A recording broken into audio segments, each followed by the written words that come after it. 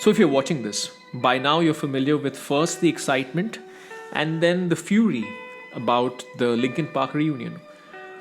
But there's something that you may have missed in all of this, which probably tells us a lot about the times that we're in and perhaps why rock and roll can no longer exist, can no longer survive. Hell, it has no place in today's world. It is a relic of the past. So hi everyone, welcome back to the Ministry of Guitar. I'm Utkarsh, coming to you from Singapore. Okay, let's talk about separating great art from the artist, great craft from the master craftsman, separating the personality of the person who made the art and the art itself. Think of everything that happened with Kevin Spacey. Does that make his acting in Seven, The Usual Suspects, American Beauty, does that make it any less of great acting, regardless of what you think about the man? I don't think so. Think of the work done by Picasso. I think there's a lot to say that he was quite the horrible misogynist, but does that belittle his genius? I don't think so. So that's something to keep in mind as we approach this topic. Let's think of rock and roll itself. Let's think of rock and roll, the genesis of rock and roll, where it comes headfirst into post-war, but an era in the 1950s that is still holding on to a lot of core values that were formed in the 19th century, Victorian values which are relatively prude. And of course, the US is not Victorian England, but still there are values that remain. And rock and roll is such an affront to the imagination. In an era where on the top TV show in the world, I Love Lucy, they could not show a pregnant woman because it hinted at sex. In that era, you have Elvis Presley gyrating his hips.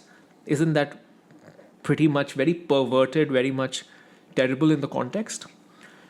So rock and roll has always been about breaking the rules, right? And I'm not saying that rock and roll has been about breaking the law, though sometimes a lot of things have verged close to it. Think of all the stuff that was done by, say, Keith Moon on A Crazy Night.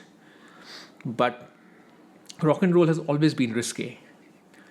So when I look at what's happening with Linkin Park, I find it very interesting. So for those of you who don't know this, of course all of you do, Linkin Park announced their reunion. Chester had, of course, passed away very sadly a few years ago. So I think they did a genius way or genius strategy in replacing him. I don't think there's any man who could stand in the shoes of Chester. So it simply had to be a woman, because anyway, Chester sings in a very high register. And he has a very unique thing where he's able to get a lot of dirtiness, a lot of brokenness in a very high pitch, growliness in a very high pitch, which is very difficult to do. But there are some women who can manage it, and clearly Emily Armstrong is among them. So I think Linkin Park did a very, very genius move by picking a woman instead of a man, because it's like, it will be like replacing Freddie Mercury. Yes, Adam Lambert or whoever has toured with Freddie Mercury, but everyone knows that it's Queen plus Adam Lambert. That's an example, right? It's not Freddie Mercury. So Chester is in the similar ballpark. So I think it was a great move. Then comes the controversy, right? Emily Armstrong's links to Scientology and her links to Danny Masterson. I should look up his name correctly, but of course hide from that 70s show. And what I found very interesting is, if Emily Armstrong herself was a convicted criminal or someone who was very close to getting convicted but got off, I could imagine a significant amount of outrage. What I found very interesting was outrage by association. I think she went for the trial of Danny. I'm forgetting his surname again, but you know who he is. There's outrage about that. There's outrage about her links with Scientology, which of course I find completely bogus, the Scientology itself. But of course you have famous names such as Tom Cruise. But more than the outrage itself, I was like, okay, so we've come to a point where, You have somebody who's stepping into a rock star shoes. It is being the lead singer of Linkin Park is like being a rock star, right? That's a rock band, one of the last great rock bands, I would say. In the past, in the 70s, in the 60s, and the 80s, I don't know whether we can even get into what are some of the things that rock stars have gotten away with. I'm not saying I'm condoning this, but I'm just talking about how it was, how attitudes were. Right? Think of Jimmy Page. I'm not going to mention the incidents here. You can look it up. Just look up Jimmy Page. Look up Jerry Lee Lewis. Of course, Jerry Lewis, of course, paid for his troubles. Look up so many different things. That kind of not being a very, very mainstream, having a very, very loose relationship with what is conventional was part of being a rock star. And today, not to say that Emily Armstrong did anything in particular beyond being associated with something which is not looked upon well, but just that association with something that is not condoned by society is just such a no-brainer for so many people to condemn her. Association with it. Right? This is certainly not a world where somebody can get drunk and knock over a piano or break a piano or throw something from a hotel room, right? You're going to be a criminal. So where is the line between criminal and rebel? Where is the line between appreciating somebody for what they can do, even if they are a terrible human being? I don't think Emily Armstrong is a terrible human being.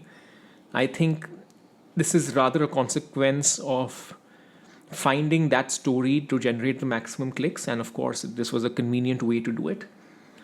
Right? I mean, the world has been perfectly happy to have the biggest movie star be a proper Scientologist for the longest time. It's not been an outrageous thing. Right? They've known about it. It's been the case for whatever, 25, 30 years. But for her, it's a deal breaker. And for her to turn up at the court, and again, who knows what your friends are like, right? You may have some good friends, you may have some associates. Maybe one of them turns out to be a criminal, maybe one of them turns out to be convicted. Doesn't necessarily mean that you are that. I'm sure, for example, good example, of course, O.J. Simpson, who was acquitted. I'm sure they had him and his wife had plenty of friends who knew them, who were probably friends with the wife, but also knew him. Right? Maybe some people even went to his, to his hearing. And of course, he was acquitted, but I think it's fairly commonly understood that it's highly likely that he did it. But I don't think anyone, by association with him, by going for his court hearings, becomes, maligned the same way Emily Armstrong is being. So what I'm saying is we're living in a world of prosecution by public opinion. That is much more clear. But more than what has been the consequence of the prosecution by public opinion is that there is an established moral code, a very, very Victorian-like rules of engagement, what you can do.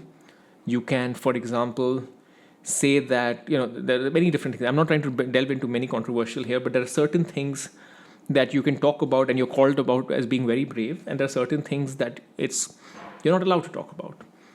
Right? And certainly what she's been associated with is out of that realm. And I don't agree with those particular things as well. Obviously not. But what I'm reflecting on is that without directly having done something illegal, she is being considered unworthy and unworthy of playing in a rock band. It's like playing in a rock band, for goodness sake. We're not electing a prime minister or a president here. We're just somebody playing in a rock band in a profession that is about not necessarily being the most upstanding citizen of society.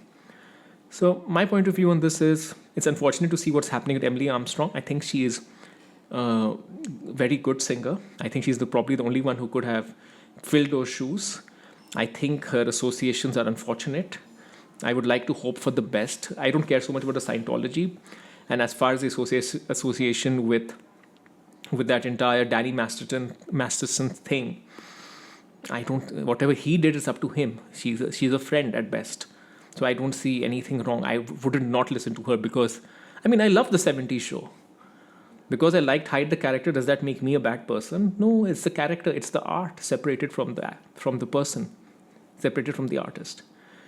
So I would like to hope the world just chills out a little bit. I would like to hope that the world keeps a little bit of space for people who are supposed to be artists, who are supposed to be rebels, to have a little bit of coloring outside of the lines. Let's not get so outraged over something so, which is not, I don't think it is pertinent to get outraged about the so-called links of a rock star. I think there are better things to get outraged about. All right, folks, I'd love to know what you think, and I'll see you next time.